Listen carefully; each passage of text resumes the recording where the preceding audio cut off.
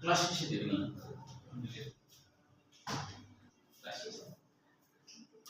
আচ্ছা, তাহলে এই তিনটা নামই মনে রাখতে হবে। আর এটা তো তোমরা জানোই, এটা বাইরের পর্দা, এটা বাইরের পর্দা বা বহিঃস্তর, এটা হলো ভিতরের স্তর, ভিতরের পর্দা। আবার দুইটার এটা বহিঃস্থ কক্ষ বলা হয়। হ্যাঁ, দুই পর্দার মাঝে বহিঃস্থ কক্ষ, বহিঃস্থ কক্ষ, ডিএনএ, মাইটোকন্ড্রিয়াল ডিএনএ, বহিঃস্থ কক্ষ, এটা অভ্যন্তরীণ।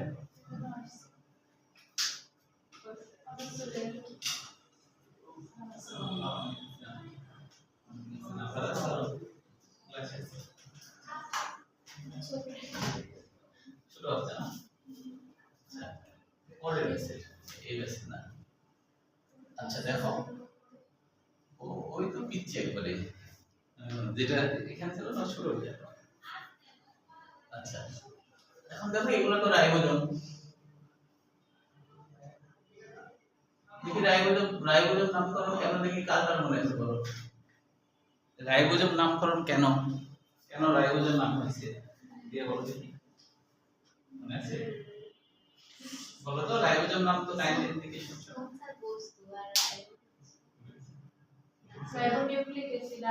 হ্যাঁ, এই তো সারিয়া মনে করছে। তাহলে দেখো সময় রাইবোজোম নামকরণটা কেন হলো? রাইবো মানে হলো রাইবো নিউক্লিক অ্যাসিড, আরএনএ। আর সোম মানে হলো বস্তু, যেটা প্রোটিন, প্রোটিনের সাথে আরএনএ প্যাঁচায় থাকে, তাই নাম হচ্ছে কি রাইবোজোম।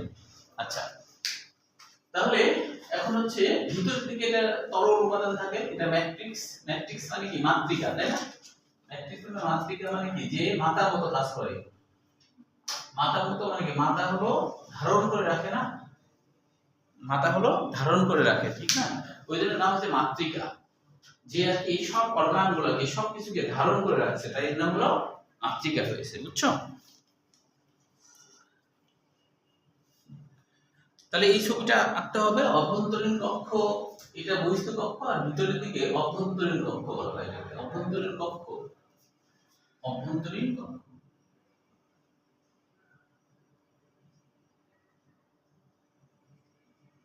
ছবিটা আরেকবার আমরা বুঝে নিই, তারপর আমরা বর্ণনায় যাব।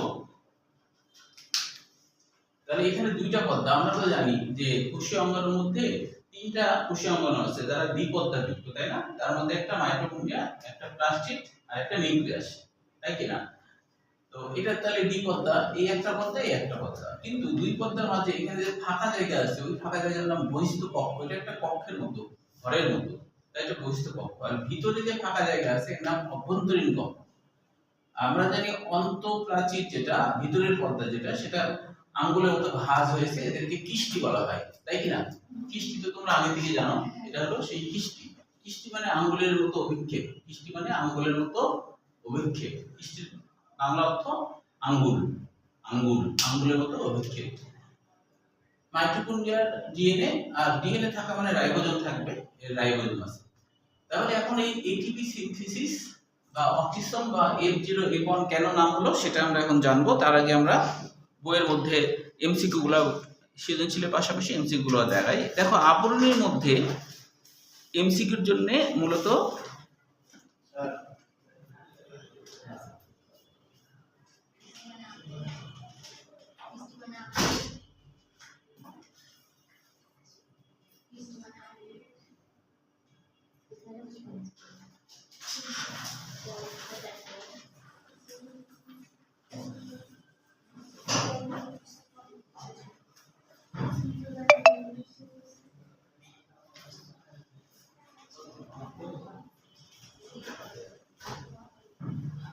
আচ্ছা, তো এখন দেখো যে এখানে এমসিকিউর জন্য আমাদের যেটা লাগবে সেটা হচ্ছে জাস্ট লাস্টের লাইনটা, যে দুইটি আবরণের মধ্যে ব্যবধান কত, 6 থেকে 8 ন্যানোমিটার, এটুকু পর্যন্তই লাগবে আর কি। হ্যাঁ, আর এখানে না বোঝার মতো তেমন কিছু নাই। এখানে যা আছে ট্রান্সপোর্ট প্রোটিন, এগুলো শেষের দিকে আবার আছে, ওখানে আমরা বুঝবো আর কি ট্রান্সপোর্ট প্রোটিন কি, ইটিসি, এটিপি সিনথেসিস শেষের দিকে যাই বুঝবো। প্রকোষ্ঠের মধ্যে থেকে কোনো এমসিকিউ আসে না, যা সৃজনশীলের জন্য পড়বো আর কি। আবরণী থেকে 3-4 লাইন লিখলেই হবে। এখানে অনেক বড় আছে, এত বড় লিখতে হবে না। যখন তুমি মানে পরীক্ষার খাতায় লিখবা। হ্যাঁ, এখানে ধরো 7-8 লাইন আছে, 3-4 লাইন লিখলেই হয়ে গেল। প্রকোষ্ঠ আগে আমরা আলোচনা করছি, এটা হলো বহিস্থ প্রকোষ্ঠ, এটা হলো অভ্যন্তরীণ প্রকোষ্ঠ, তাই না? দুইটা পর্দার মাঝে যে প্রকোষ্ঠ সেটা হলো বাইরের প্রকোষ্ঠ বা বহিস্থ প্রকোষ্ঠ, আর ভিতরের দিকে যে চেম্বার সেটা অভ্যন্তরীণ প্রকোষ্ঠ। এই কথাই বলা আছে। কিষ্টি বা প্রবর্ধক এটা কিন্তু দিনাজপুর 22 সালে আসছিল কয়ের জন্য, মানে কাকে বলে কিষ্টি বা প্রবর্ধক কাকে বলে, এটা হলো দিনাজপুর কয়ের জন্য আসছিল। কিষ্টি কাকে বলে এটা একটু লিখে নাও, কিষ্টি বা প্রবর্ধক কাকে বলে, এটা আসছিল আর কি। হ্যাঁ,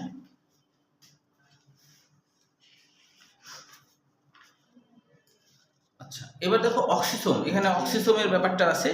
এই অক্সিসোমের আবার হচ্ছে এই অক্সিসোমের কিন্তু এই যে বলছে না অক্সিসোমের শেষের দিকে একটা কথা আছে, অক্সিসোমে বিন্দুক অক্সিসোম মস্তক, বোটা ও ভূমি নিয়ে গঠিত, যেটা আর কি বিন্দুক অক্সিসোম যেটা বোটা যুক্ত আর কি, তাদের মস্তক থাকে, বোটা থাকে, আবার ভূমি থাকে। সেটা কেমন হয় দেখো, অক্সিসোম আসলে অ্যাকচুয়ালি আমরা যদি ভালো করে খেয়াল করি তাহলে এটা দেখতে এরকম, মস্তক এই যে বোটা এবং হচ্ছে এই জায়গায় আবার এরকম, তাহলে এটা হলো মস্তক,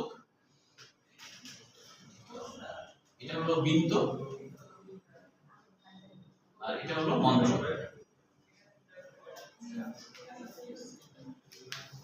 বা ভূমি, মঞ্চ বা ভূমি বলে।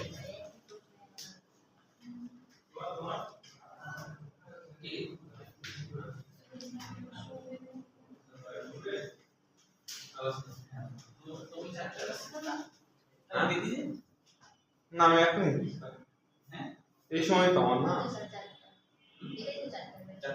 তুমি 4টা বেজে না 5টা বেজে?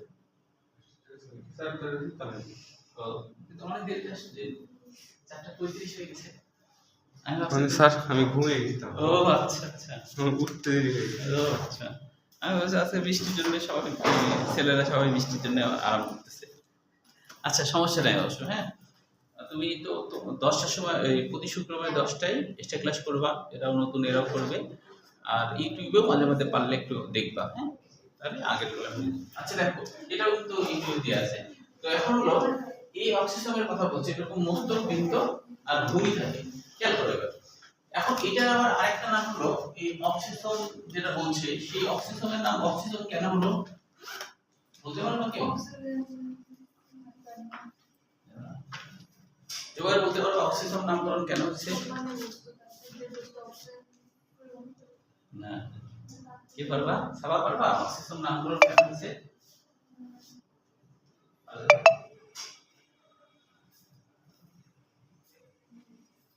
তুমি পারবা অক্সিসোম নামকরণ? আচ্ছা দেখো, অক্সিসোম নামকরণ আসলে অক্সিজেন থেকে না, খেয়াল করো এই যে অক্সি আছে না, অক্সি মানে অক্সিডেশন। অক্সিডেশন মানে কি বলতো? জারণ।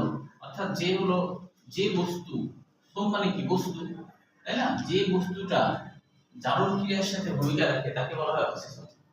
অক্সি মানে অক্সিডেশন, অক্সিডেশন মানে জারণ, যে বস্তুটা জারণ ক্রিয়ার সাথে জড়িত তাকে বলা হয় অক্সিজেন। বুঝতে পেরেছো? আচ্ছা, গাজিয়াসগুলোর বইয়ে এইভাবে বলা আছে যে উপরেরটা হলো F0, নিচেরটা হলো F1, উল্টা হলো F0 আর এই নিচেরটা F0 আর উপরেরটা হলো F1। তো এরকম F নামকরণ কেন হলো? মানে এই যে অক্সিজেন, গোটাটা একটা অক্সিজেন, গোটাটা একটা অক্সিজেন না, নিচের দিকে গোটা পর্যন্ত এটাকে বলে F0, আর গোল যে মস্তক ওর নাম F1। তো এরকম নাম কেন হলো? কারণ যে বৈজ্ঞানিক এই অক্সিজেনকে দুইটা ভাগে ভাগ করলো সেই বৈজ্ঞানিকের নাম হলো ফার্নান্ডেস মোরান। ফার্নান্ডেস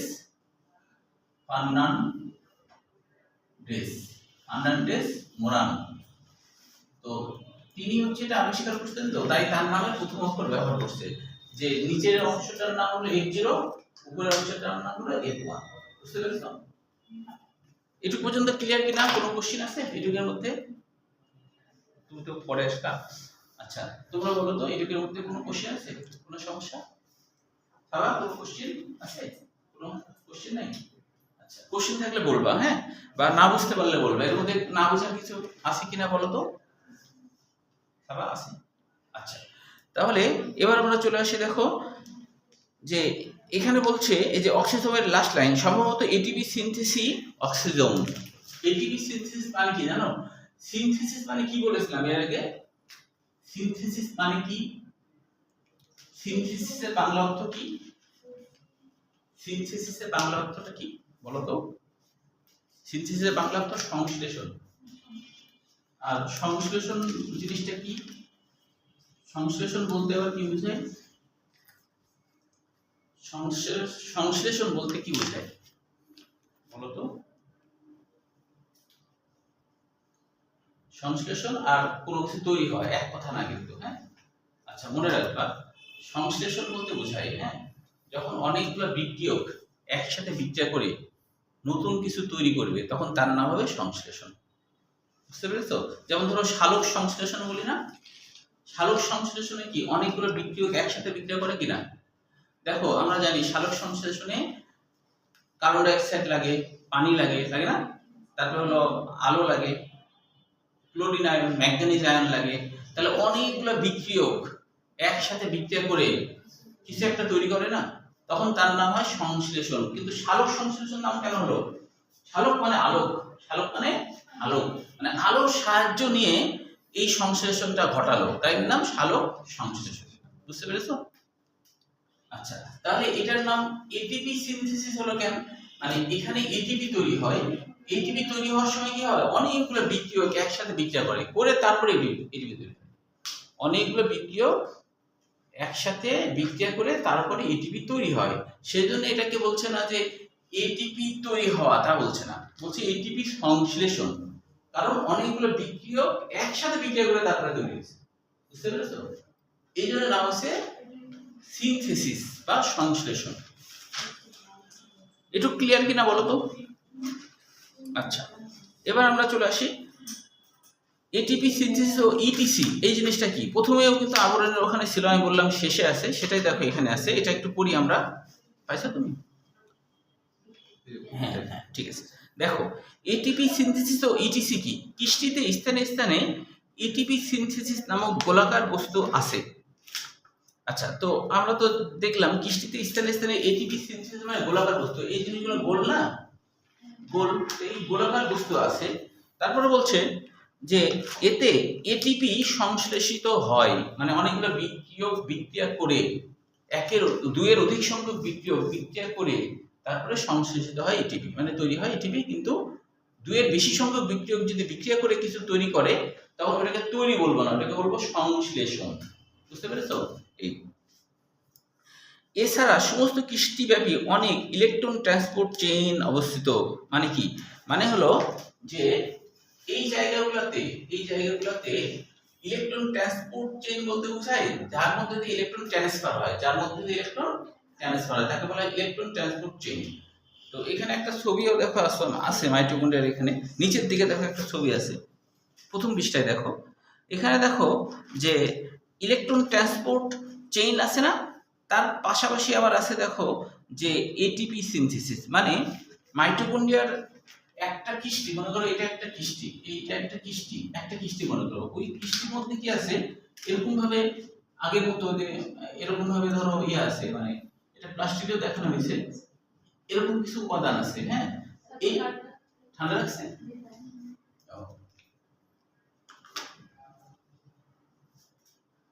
তাহলে বাড়াই দিব নাকি?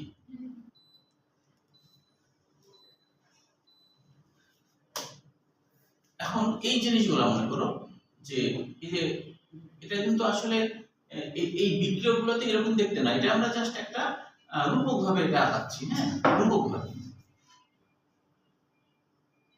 তো এটা মনে করো ইলেকট্রন ট্রান্সপোর্ট চেইন, এটার নাম হলো electron transport chain ETC. Electron transport chain কিষ্টিতে এরকম আছে, এর ভিতরে ইলেকট্রন ট্রান্সফার হওয়ার ফলে এখানে একটা এটিপি তৈরি হয়ে যায়, তখন এর নাম হবে এটিপি সিনথেসিস। তাহলে এখানে অনেকগুলো বিক্রিয়ার ভিতর দিয়ে কিন্তু জারণ বিজারণ ঘটে, ইলেকট্রন ট্রান্সফার হয়, তারপর এক পর্যায়ে এটিপি তৈরি হয়ে যায়। বুঝতে পেরেছো? এটা আঁকতে হবে না পরীক্ষার খাতায়, আঁকতে হবে শুধু ওই যে প্রথমটা। এবার দেখো বৃত্তাকার ডিএনএ এবং রাইবোজোম। আমরা তো জানি কোষ মানেই তো সেখানে হলো ডিএনএ যদি থাকে তাহলে অবশ্যই রাইবোজোম থাকবে। আচ্ছা, এবার দেখো যে নিচের দিকে যে নিজস্ব ডিএনএ না থাকলেও মাইটোকন্ড্রিয়ার পক্ষে কোষীয় শ্বসন করা সম্ভব হতো না। যদি ডিএনএ না থাকতো তাহলে মাইটোকন্ড্রিয়ার পক্ষে কোষীয় শ্বসন করা সম্ভব হতো না, কারণ মাইটোকন্ড্রিয়ার ডিএনএ কি করে, তার মধ্যে জিন আছে, জিনগুলো বিভিন্ন এনজাইম তৈরি করে, ওই এনজাইম দিয়েই কিন্তু তার শ্বসন ক্রিয়াটা ঘটে। বুঝে গেল? সাবা কঠিন লাগছে? কোথাও ঝামেলা হলে বলবা, হ্যাঁ, কোশ্চিন করবা। আচ্ছা, এবার দেখো যে এইখানে যেটা আছে রাসায়নিক গঠন, গোটাটাই কিন্তু আসলে এমসিকিউ। রাসায়নিক গঠনই গোটাটাই এমসিকিউ, মাইটোকন্ড্রিয়ার কাজ পর্যন্ত আর কি। মাইটোকন্ড্রিয়ার কাজ মেডিকেল অ্যাডমিশনের জন্য খুবই গুরুত্বপূর্ণ। মাইটোকন্ড্রিয়ার কাজটা অনেকবার আসছে পরীক্ষায়, বিশেষ করে যেগুলো আসছে সেগুলো একটু দাগাই আমি, যে 3 নম্বর পয়েন্টে আসছে, 4 নম্বর পয়েন্ট আসছে, 6 নম্বর পয়েন্ট আসছে, তারপরে 10 নম্বর পয়েন্ট আসছে, আর লাস্টেরটা আসছে 11। এগুলো আসছে। তবে মাইটোকন্ড্রিয়ার কাজ মনে রাখার একটা ছন্দ আছে, এটার মাধ্যমে তোমরা খুব সহজে মনে রাখতে পারবে। তার আগে অন্য বইয়ের একটু তথ্য বলি। হ্যাঁ, রাসায়নিক গঠনের মধ্যে 3 নম্বর লাইনে দেখো এখানে একটা অতিরিক্ত কথা আছে অন্য বই, ভিটামিন ই থাকে, ভিটামিন ই থাকে, এটা একটু লিখে নাও। মাঝে আছে? তো তাহলে আমার বইটাতে আগের এডিশন নাই। আচ্ছা, যাদের আছে তাদের লিখতে হবে না। আর আরেকটা তথ্য আছে কিনা দেখো তো, 6 নম্বর পয়েন্টে বৃত্তাকার ডিএনএ ও রাইবোজোম, এখানে অন্য বই আছে যে মানুষের ডিএনএতে 37টি জিন থাকে, এটা কি আছে?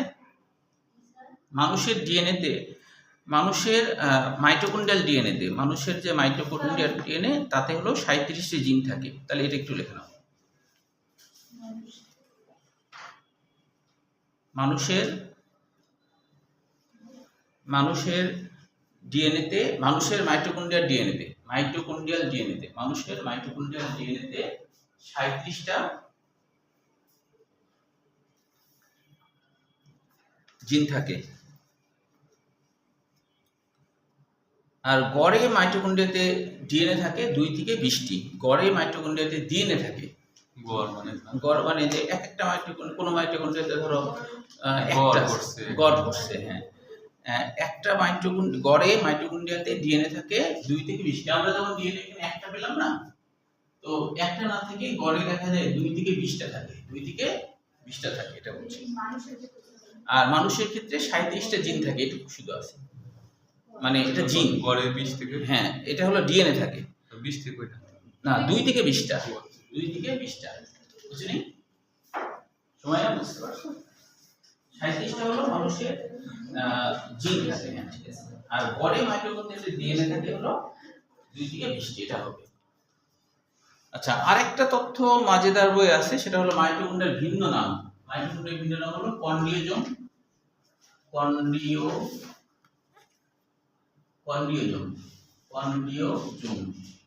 মাইটোকন্ড্রিয়ার ভিন্ন নাম। তারপরে আছে হলো কন্ড্রিওজোমের পরে আছে প্লাজমোজোম।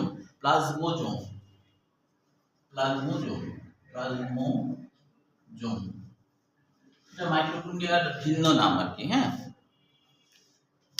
এটা মনে রাখবা।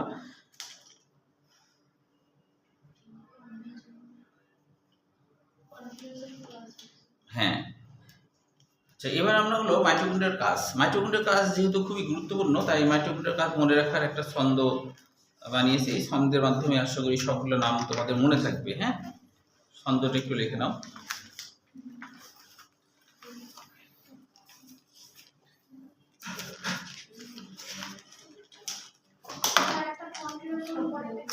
ও, পরেরটা প্লাজমোজোম, পরেরটা হলো প্লাজমোজোম। আচ্ছা, লিখে নাও। শাশুড়ি স্নেহের ডাক্তার ক্যাটরিনা আপু। শাশুড়ি স্নেহের ডাক্তার ক্যাটরিনা আপু, এটা দিয়ে আমরা মাইটোকন্ড্রিয়ার কাজ করে রাখতে পারবো। তোমাদের কারো নাম ক্যাটরিনা না? ক্যাটরিনা তো না, তোমাদের কারো নাম তো ক্যাটরিনা না। আচ্ছা, ছন্দটা হলো শাশুড়ি স্নেহের ডাক্তার, শাশুড়ি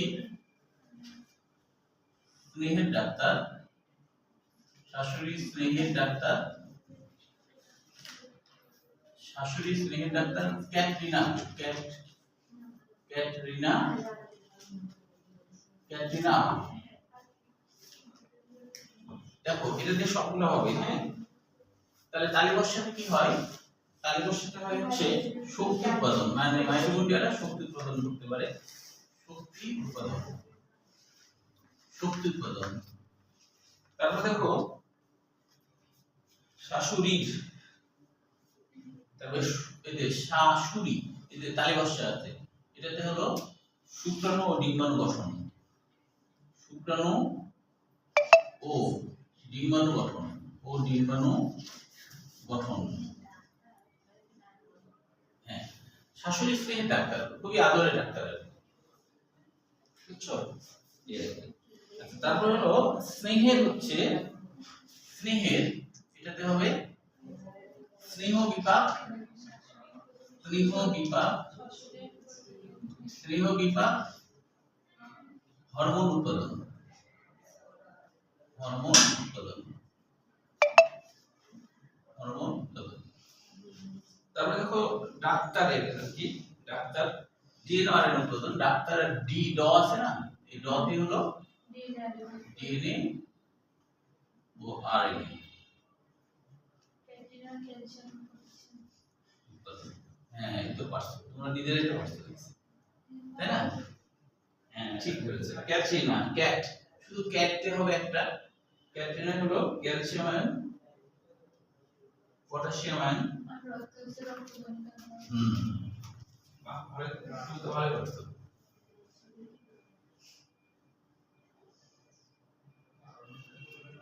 তাহলে সারিয়া মনে হয় ঢাকা মেডিকেল হয়ে যাচ্ছে। সঞ্চয়, সঞ্চয়, আয়নের ঘনত্ব রক্ষা ও আয়নের ঘনত্ব রক্ষা, আয়নের ঘনত্ব রক্ষা, ঘনত্ব রক্ষা। লেখা হচ্ছে না বলে জিজ্ঞাসা করো, হ্যাঁ। রিনা, রিনাতে হলো রক্তকণিকা উৎপাদন, রক্তকণিকা, কণিকা উৎপাদন, রক্তকণিকা উৎপাদন। আপু হলো, এটা অবশ্য মাঝেদার বই আছে, হ্যাঁ। আপু, আপু মাঝেদার বই আছে। তোমরা তো কারো না কারো আপু, তাই না?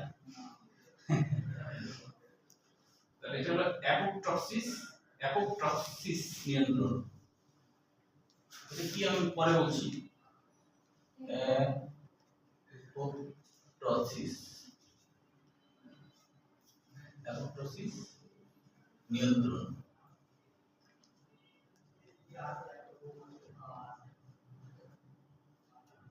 এটার অর্থ হলো পূর্ব নির্ধারিত মৃত্যু, পূর্ব নির্ধারিত মৃত্যু, পূর্ব নির্ধারিত মৃত্যু।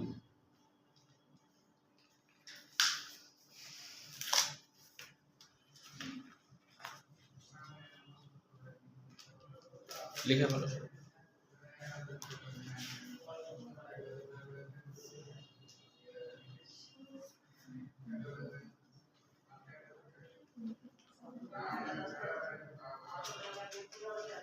অ্যাপোপ্টোসিস হলো পূর্ব নির্ধারিত মৃত্যু, মানে জিন দ্বারা পূর্ব নির্ধারিত মৃত্যু। মানে মাইটোকন্ড্রিয়ার মধ্যে যে ডিএনএ আছে, সেই ডিএনএ কতদিন কাজ করবে এটার একটা নকশা দেওয়া আছে। ওই নকশা অনুযায়ী কাজ করবে, তারপরে মারা যাবে। যেমন আমরা মারা যাই, একসময় অনেক কোষ মারা যায়, তখন আমরা মারা যাই, সেরকম আর কি।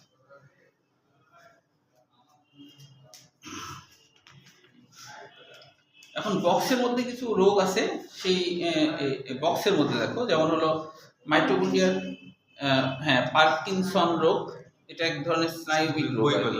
হ্যাঁ বলো। স্নায়বিক বই করলো, ওষুধের কথা বলছেন না তাই। ও আচ্ছা, হ্যাঁ, পড়াছিল। ও পড়াছিল। ও আচ্ছা, হ্যাঁ, তাহলে স্নায়বিক রোগ এটা এক ধরনের। তারপর হলো অ্যালঝেইমার রোগ, এটা মানে ভুলে যাওয়া রোগ, পাইছো? এটা অ্যালঝেইমার রোগ মানে কি? ভুলে যাওয়া, মানে মনে থাকবে না কিছুই, হ্যাঁ, এটা হলো অ্যালঝেইমার। আচ্ছা, তারপর টাইপ 1 ডায়াবেটিস, মানে যদি মাইটোকন্ড্রিয়ার মিউটেশন ঘটে তাহলে এই রোগগুলো হবে। মাইটোকন্ড্রিয়ার যদি মিউটেশন মানে কি?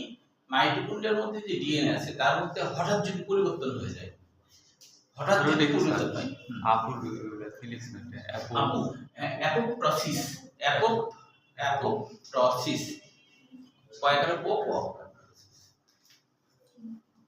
তাহলে অ্যালজাইমার রোগ মানে হলো ভুলে যাওয়া রোগ, আর টাইপ 1 ডায়াবেটিস। আচ্ছা, এটা সম্পর্কে তোমাদের ধারণা আছে কিনা? টাইপ 1 এর হ্যাঁ, বলো। হ্যাঁ, টাইপ 1 এর শরীরে হালকা পরিমাণে ইনসুলিন তৈরি হয়, টাইপ 2 এর শরীরে একবারে হয় না, ইনজেকশন দিতে হয়। একটু উল্টা হয়ে গেল। ও আচ্ছা, ছোট ভাই সারা ওই 1 এর সাবা বলো কি? আচ্ছা, উল্টা পাল্টা হতে পারে স্যার, হ্যাঁ, মানে একটা একটা এটা মানে বুঝতে পারছো আর কি, তাই না? আচ্ছা, আমি আরেকটু ক্লিয়ার করে বলি যে টাইপ 1 এ আর কি জিন নষ্ট হয়ে যায়, জিন কাজ করে না, হ্যাঁ। আর টাইপ 2 তে যেটা হয় জিন ঠিক থাকে, কিন্তু সমস্যা হলো যে কোনো মানুষের একটা শরীরের জন্য যেটুকু স্বাস্থ্য হওয়া দরকার তার থেকে যদি বেশি স্বাস্থ্য হয়ে যায়, তখন যেটুকু ইনসুলিন তৈরি হয় সেটাতে গোটা শরীরে কভার হয় না, তখন রক্তে গ্লুকোজের মাত্রা বেশি দেখায়। ওটা টাইপ 2, এটা অবশ্য ঠিক করা যায়, কিন্তু টাইপ 1 ঠিক করা যায় না। ওটা জিনতাত্ত্বিক ত্রুটি, তো ওটা ঠিক করা যায় না, বুঝছো? এটাই হলো টাইপ 1 আর টাইপ 2। টাইপ 1 টাই আসলে মেইন আর কি রোগ, ইনসুলিন তৈরি না হয়, জিন নষ্ট হয়ে যায়। আর টাইপ 2 টা জিন নষ্ট হয় না, ও যেটুকু তৈরি করে সেটুকু কভার করে না, সেটাই হলো টাইপ 2। আচ্ছা, তো এখন হলো তোমাদের এই মাইটোকন্ড্রিয়া ধরো পড়ানো হলো, এটার উপরে আগামী দিন 10 মিনিট পরীক্ষা। নতুন যারা আছো তারা একটু জেনে রাখো, হ্যাঁ। আবার পরীক্ষা দিবেন স্যার? 10 মিনিট। আচ্ছা, এইটার উদ্দেশ্যটা কি শোনো। তোমরা মনে করছো যে পরীক্ষা নিলেই ভালো না খারাপ? আচ্ছা, পরীক্ষা নিলে কিন্তু আমারই লস। কিভাবে লস বলো তো? কম্পিউটার কম্পোজ করতে হয়, ফটোকপি করতে হয়, কিন্তু পড়াগুলো আদায় করে না নিলে সমস্যা না? এই অধ্যায়টাই এরকম প্রতিদিন পরীক্ষা হবে, এর পরের অধ্যায় তো ছোট ছোট, তখন হলো একবারে পরীক্ষা হবে। যেমন দ্বিতীয় অধ্যায় 4 দিন অধ্যায় শেষ, ওটা একবারে পরীক্ষা হবে। কিন্তু এটা হলো টপিকস বাই টপিকস, তো এর সাথে সাথে পড়াগুলো যেন হয়ে যায়, তুমি যেন বাড়িতে একটু পড়ো আর কি, বুঝছো? এই জন্য। ঠিক আছে, তাহলে আজকে এই পর্যন্তই, কারণ তোমাদের আবার প্রাইভেট থাকে তো। প্রথম বলতে একটু বুঝে দেন।